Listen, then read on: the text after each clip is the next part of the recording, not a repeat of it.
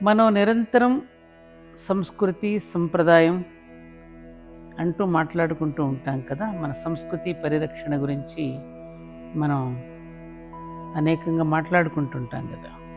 So దాని గురించి స్వామీజీ పరమాచార్య మాట్లాడుతూ చాలా చక్కగా వివరణ ఇచ్చారు. దానికి ఒక దేశపు సంస్కృతికి ఒకానొకటి మంచిది అని తెలుసుకోవాలంటే అలాంటి మహాకవుల వాక్కులే అందుకు ప్రామాణికం అవుతాయి.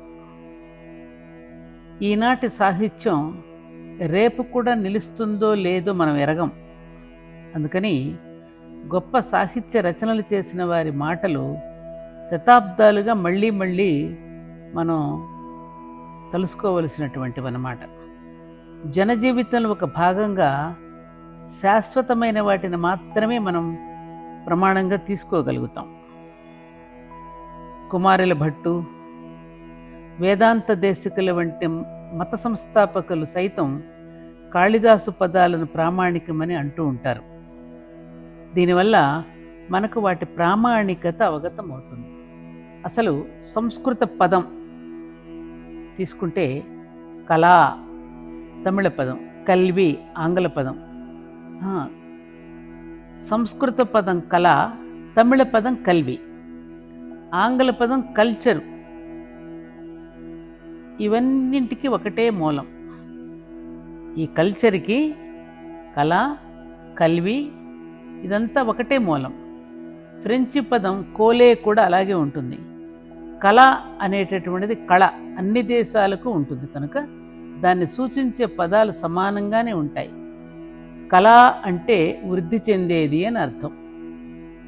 మనం చంద్రకళను గురించి చెప్పుకుంటూ ఉంటాం కదా. అదేవిధంగా చంద్రుడు రోజు రోజుకి కళలు వృద్ధి చెందినట్లే మన కళే మానసిక వికాసాన్ని కూడా ఇస్తుంది.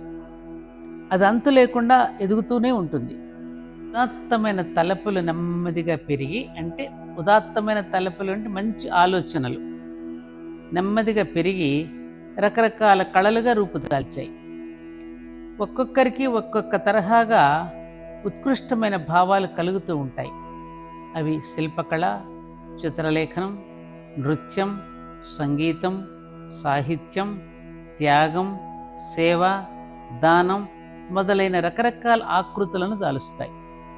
ఈ ఉదాత్త భావాలు గొప్ప ఎత్తులకు ఎదిగినప్పుడు సర్వజీవ ప్రేమభావంగా పరిణమిస్తాయి. లోకమంతా ఒక్కటి కావాలి అనే ప్రేమ నుండి జన్మించిన గొప్ప తలపు ఎంతో గొప్ప సంస్కృతి. ఇదే మన కోసం అత్యున్నతమైనటువంటి గొప్ప కళ. ఒక దేశంలో కళకు కొలబద్ద ఏమిటి? ఒక దేశం ఉంది అంటే అందులో అందరూ కళావంతులు, సంస్కారవంతులేమీ అయి ఉండరు కదా. దొంగలుంటారు, మోసగాళ్ళు ఉంటారు, అబద్ధాల కోర్లు ఉంటారు. అయినా ఇక్కడ సంస్కృతి ఉంది. అట్టి మనుషులు ఉన్నప్పటికీ కూడా, వారున్నా కూడా దేశం నిలిచి ఉంటుందని, అది నశించదని తెలియాలంటే ఏం చేయాలి? ఒక రోగికి ఎన్నో ఆరోగ్య సమస్యలు ఉన్నా అతడు గుండెను పరీక్షించి, నీ గుండె బాగానే ఉంది, అందుకని ఏ దిగులు అక్కర్లేదు అని వైద్యుడు అంటాడు కదా.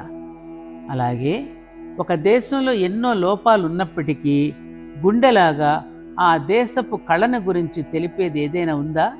ఉంది. ఒక దేశపు సంస్కృతి గొప్పదేనా? అక్కడక్కడ కాస్త మాలిన్యం ఉన్నప్పటికీ మొత్తం మీద అది శుభ్రంగా ఉందా అని పరీక్షించి అవగాహన చేసుకోవడానికి ఆ దేశపు మహాకవులు రచించిన గొప్ప సాహిత్యం, వారి పదాలు ఆధారం అవుతాయి. ఒక దేశపు సంస్కృతికి హృదయం లేదా గీటురాయి అని చెప్పగలిగినవి మహాకవి మాటలు మాత్రమే. సాహిత్యకర్తలలో కొందరు సమున్నత స్థాయికి చెందినవారు ఉంటారు, కొందరు అధమ స్థాయి వారు ఉంటారు. వీరి యొక్క నిర్మలమైన వాక్కులే కాల ప్రవాహంలో మునిగిపోకుండా అల్లంత ఎత్తున ప్రకాశిస్తూ ఉంటాయి. అటువంటి వారి మాటలే కళకు ప్రమాణమవుతాయి, అంటే మన సంస్కృతికి ప్రమాణమవుతాయి. ఈ మత సంస్థాపకుల మాటలు చాలా అర్థంతో కూడినవి.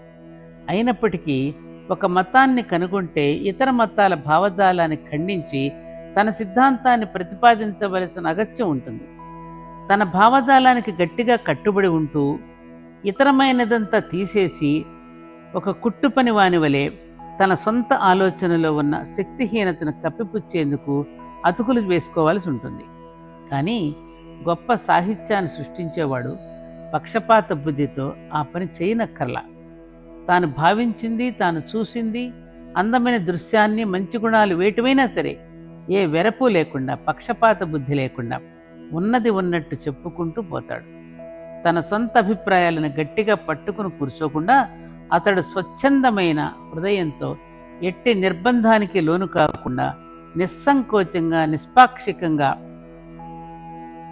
వ్యక్తిగతంగా కాక వస్తుగతంగా మాట్లాడతాడు. అతడు మొత్తం ప్రపంచానికి అద్దం పడతాడు. దానిని ప్రపంచం ఆమోదిస్తుందా, నిరాకరిస్తుందా అని పట్టించుకోడు. అతడు బహుమతులను ఆశించడు. నిష్కపటంగా ఉండే అతడి హృదయంలో పురించిందే మహోన్నతమైన సంస్కృతి. దానిని గురించి ఎవరికీ భయపడకుండా మాట్లాడతాడు. ఒక కవి ఇతరులకు వెరచి తాను సమున్నతమైన భావనని అనుకొని దాన్ని వ్యక్తపరచనే పరచడు. కాబట్టి చాలా అద్భుతంగా ఈ దేశానికి, మన దేశానికి, ప్రపంచానికి హృదయమే సంస్కృతి. అది హృదయ స్థానం అని చాలా బాగా చెప్పారు గురువుగారు.